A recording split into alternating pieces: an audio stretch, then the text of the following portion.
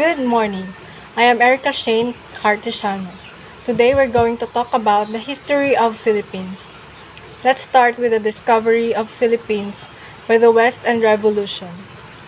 The Philippines was claimed in the name of Spain in 1521 by Ferdinand Magellan, a Portuguese explorer sailing from Spain, who named the islands after King Philip II of Spain.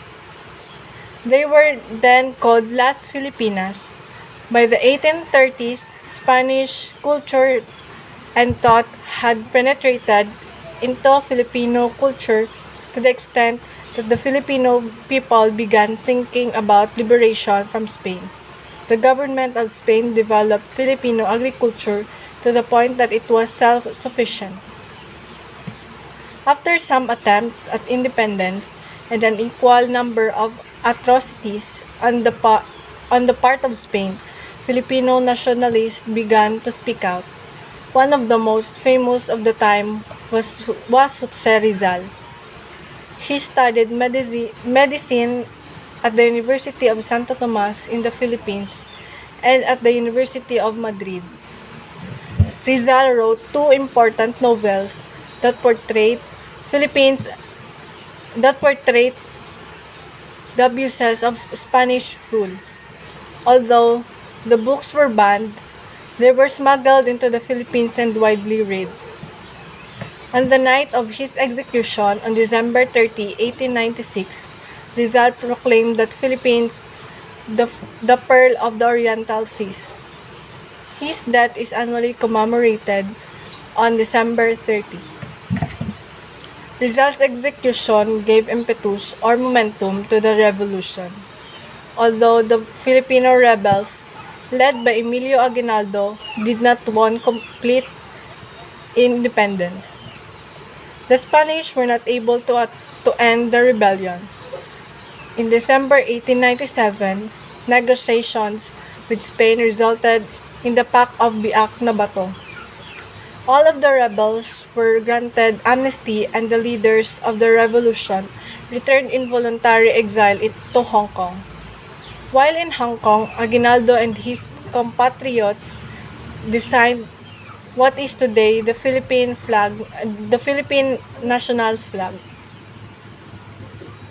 At the part of American era and how we acquired independence, at the time that the Philippines were fighting for independence, Cuba, also a colony of Spain, was trying to liberate itself from Spanish rule. Cuba, however, had the backing of United States. When the American battleship USS Marine sank in the Havana harbor, war between the United States and Spain became imminent.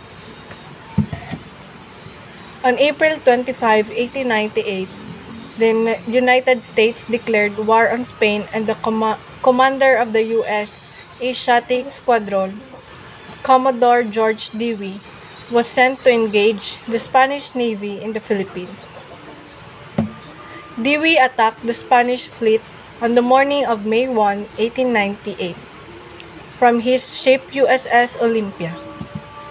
The battle lasted only a few hours, resulting in the complete destruction of the Spanish fleet in Manila Bay. The American fleet surrendered only minor damage. The Spanish and American War officially ended with the Treaty of Paris on December 10, 1898. However, the American government was only interested in Cuba's independence, not that of the Philippines. By the Treaty of Cuba gained its independence and Spain ceded the Philippines, Guam and Puerto Rico to the United States for the sum of $20 million, given its own history of colonial revolution. American opinion was uncomfortable and divided on the moral principle of owning colonial dependencies. Having acquired the Philippines almost by accident, the United States was not sure what to do with them. On January 20, 1899, President McKinley appointed the first Philippine Commission, or known as Schurman Commission, to the recommendations. The Treaty of Paris and subsequent actions by the United States were not well received by the Filipinos, who are not even consulted. The Philippine War of Independence began on February 4, 1899, and continued for 2 years. The United States needed 126,000 soldiers to subdue the Philippines. The war took the lives of 4,234 Americans and 16,000 Filipinos. The Commonwealth of the Philippines was established by the United States government in 1935 with a view to granting Filipinos independence within 10 years. However, on December 8, 1941, 10 hours after the attack on Pearl Harbor, the Japanese military invaded the Philippines. United States forces under the command of General Douglas MacArthur withdrew to Java on December 12, 1941. MacArthur promised, "I shall return." General MacArthur kept his promise and returned with a massive amphibious force on the island of Leyte in October of 1944. Over the next 4 months, U.S. forces, with the help of Filipino guerrillas, routed the Japanese army.